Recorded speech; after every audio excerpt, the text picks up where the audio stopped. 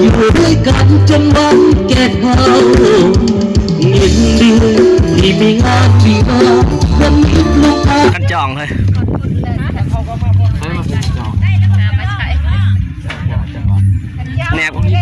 แนบก็ได้ชอบยังกำลังนุ่งผ้าฉลงมาทีนี้นุ่งผ้าฉลงให้จะบ่าวเนาะน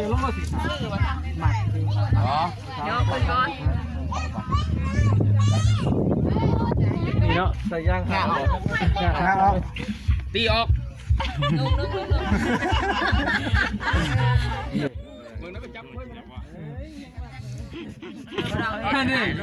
เอาเรียบร้อยเอาสิญญาเนาะเพื่อมันหลามจับมันนั่งมันจะไล่แล้วกันผมศิลปะฮันมันมากเลยเนาะแล้วก็มาหมัดแล้วก็แล้วเลยมันอยากเข่งเลยทำกันแม่เบิ่งมันนี่ใช่แล้วพูดมันตั้งอยู่ตัวก่อนกับแม่ที่ชอบตั้งอยู่ทั้งวายหลักวายให้ดูใคร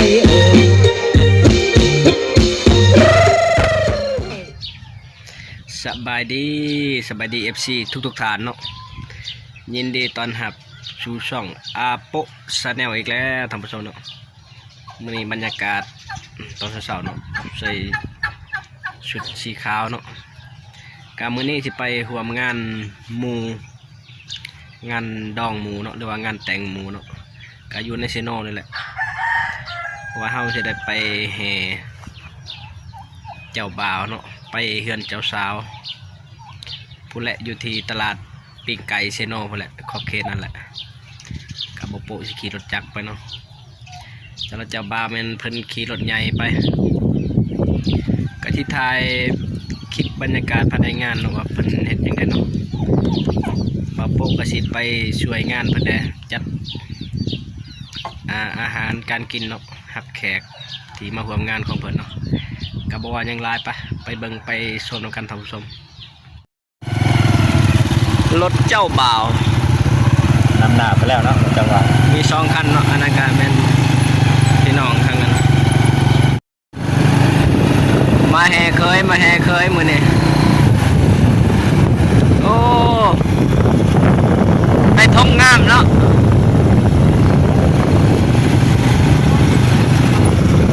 ให้ท่านรถจะบ่าวไหมตอนนี้กำลังแห่ไปเฮือนเจ้าสาวเนาะ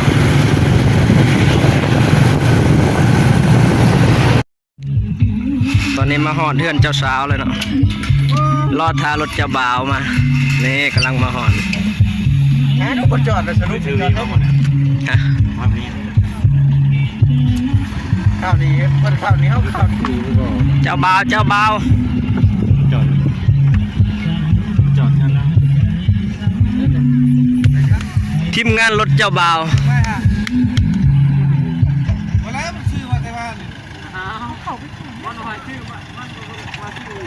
เข้าไปก่อนเลยเข้าแล้วนะจอดไว้อยู่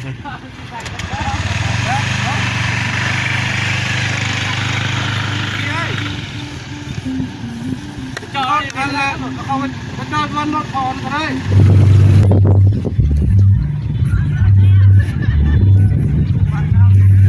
เป็นได้เพื่อนจะบ่าวนะโอ้ใส่ชุดขาวขักอะไรบนที่เขาจะมาแห่เคยเนาะ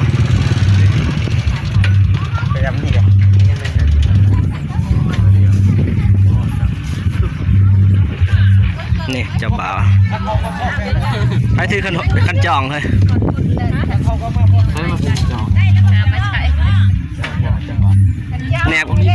แนบก็ได้ช่องยังเล่นช่องยังเปิดประตูปะ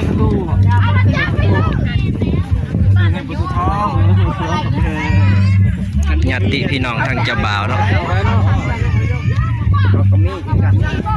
จะมาถ่ายได้คืนได้ไหมไม่เจอเอาไปเห็นทีหลังนะโอ้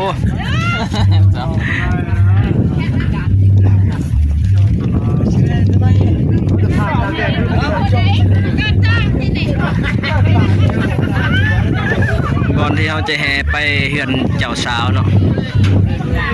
เฮือนเจ้าสาวมันอยู่บนเต็นท์ขาว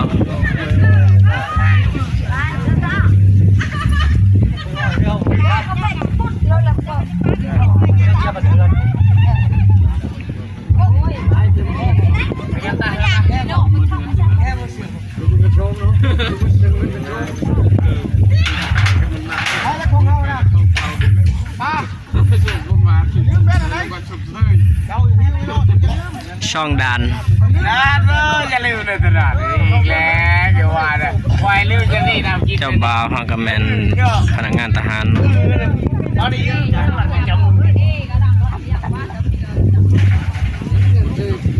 เดี๋ยวไปปั๊มไม้ดิดิถ้าไฟอีกแล้วตายแล้วไฟ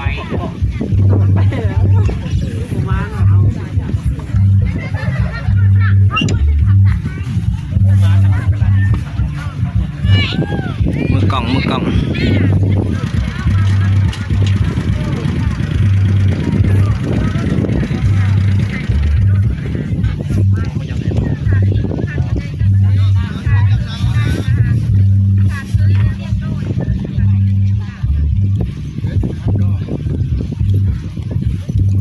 สบายดีภายนอกเป็นนาราม เป็นพ่อล่ามพี่ พอแล้วพี่มอบข้าวให้นี่เป็นข้าวเฮ้ยเอ้ยมาเอานี่เด้อป้าบุรีมาคันจอกไปเลยเฮ็ดไปเลยขาดก่อนเด้อเฮ้ยแม่ถ่ายรูปมาจ้ะ ว่าขันมากนะ ขันหมากตัวนั้นนั่นขันหมากบางโทรชาวกระจอกมาให้ก็ได้ไปถ่าย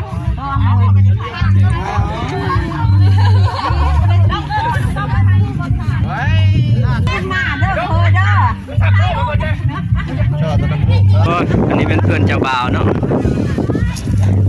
บ่ครับนาทีซื้อคนจ้องวะดี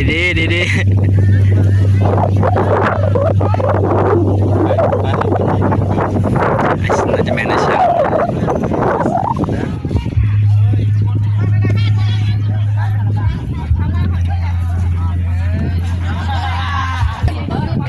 จักซองพอกันที่บ่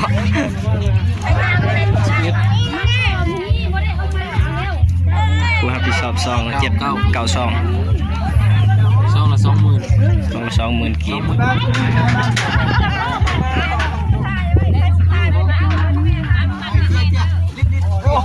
เรียนมอนึงคิดว่าได้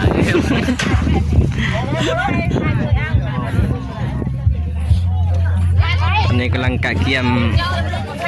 ยมพิธีแห่เจ้าบ่าวไปเฮือนเจ้าสาวเนาะ จัดมาใหญ่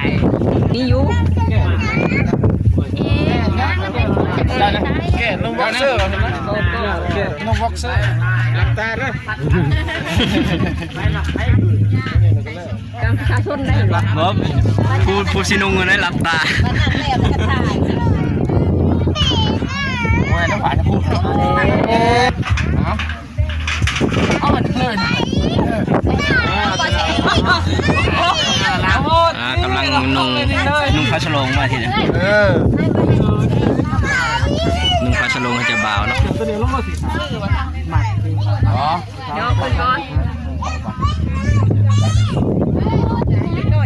ได้สิได้ผู้ชมคันน่ะจะแตกไหน ยัง คันบาดคัน มีแล้ว นี่มาห้ามแล้วเอาออกคันบาด ถ้าจะพูดเมื่อเป็นมาเนี่ยเป็นเอาตรงตก เอาคิดก่อนตัวจริงๆ ลืมแล้วพูดสินุงไงกะ มันยิงกันนะมันยิงมานุ่งไอ้เนี่ยนี่ แหม มาดูให้แน่ โอ้โหแล้วโอ้ได้ เตี้ยเตี้ย อยากเย็นนะให้สองจอ มพ่อเลยว่าหล่ะถ่ายมันก็ได้กันนี่ถ่ายคัดเลยมัดหัวนี่นะสมัยกันอย่างนี้แป้งไหมเนื้อก่อนแก้ไหมย่างเขากันเดี๋ยวพูดแล้วว่าเป็นสมองที่รู้มันอะไร คือจะมัดพยายามหน้ามันตอนนั้นเหรอนั่นนี่แล้วโยกไปแล้วมันนั่งมันขึ้นได้ ล็อกเลยดึงอีก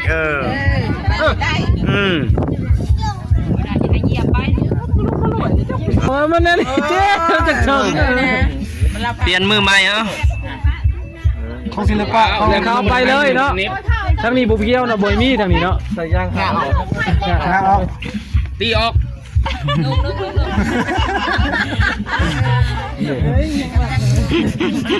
นั่นนี่เอาเรียบร้อยเอาสิญญาณเนาะเพื่อมันหลามจับมันนั่งมันจะไหลนะกันของศิลปะฮันมันมากเลยเนาะแล้วก็มาแล้วก็แล้วเลยง่ายเราเห็นง่ายมันจะเข่งทำกันแน่เบิ่งมันนี่ใช่เลยพูดมันแขกมาร่วมงานส่วนร้ายกับมีแต่พนักงานทหารเนาะเพราะว่าเป็นงานของทหารอันนี้ประชาชนใส่ชุดขาว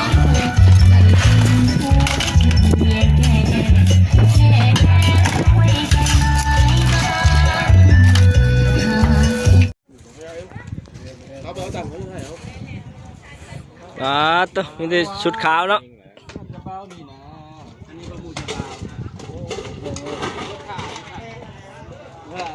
ทีมงานรับผิดชอบงานเนาะ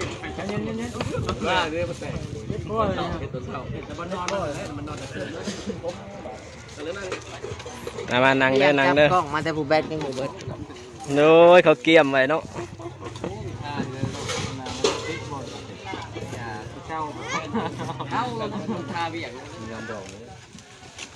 ไม่กินไปดูกินผ้าน้ำบ่น้ำพุ่นมาก่อนเลยมูจะบ้าเลยหรอมูจะบ้าเขากินมาแล้วเขากินเขาแล้วหมดดูเขาหมดกินมาได้ก็กินแล้วก็เมื่อนั่นได้ไหมร้านว่าว่าจะผมยินได้แชมป์นะเอาไว้แก้วให้เอาไว้หัวหน้าชูให้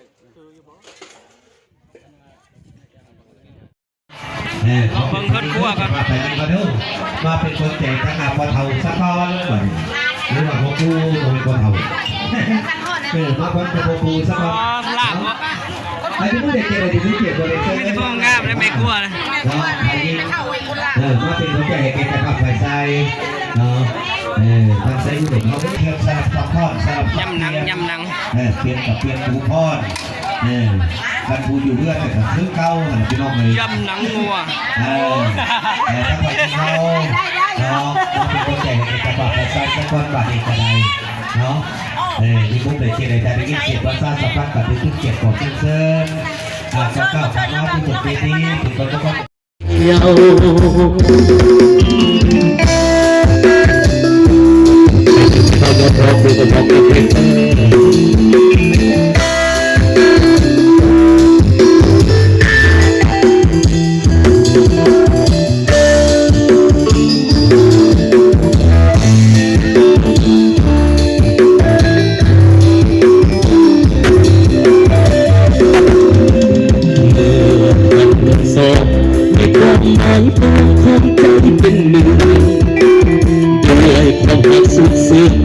ยืนยันว่าสองนางต้องเป็นคู่สู่ชีวิตทั้งสองวันรวมเป็นของแท้เดียวต้องอยู่จนชีวิตมันสูงจะอยู่ด้วยกันจนวันแก่เฒ่ายินดีที่มีงานที่มาวันนี้ลูกค้าต่างก็มาทุ่มน้ำมาร่วมใจกันสร้างฝันให้คำสุขสูงขอให้ทับทั้งสองจงพบมันห้องอาจารย์สุดใจอาจารย์ต้องแดงเลยอยู่ใส่ล่ะจะเอิ้นยากเอิ้นสร้างเอิ้นมาละมาเลิกนี่คือคำสั่งว้าโตคำสั่งว่าสั่งเดี๋ยวคำสั่งผู้อยู่บอกยกขึ้นซื้อเด้อนักห้องเลยนักห้องภูเขานักห้องภูเขามานักห้องเด้อนักเงินนั่นพี่ดูดูแน่คนกันแล้วเป็นไง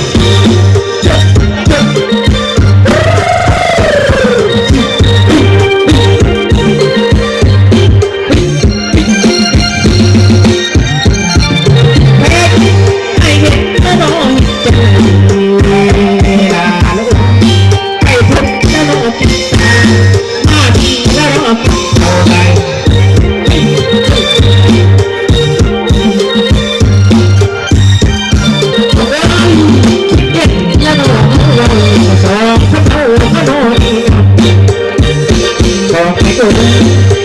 มีแล้วโกรธ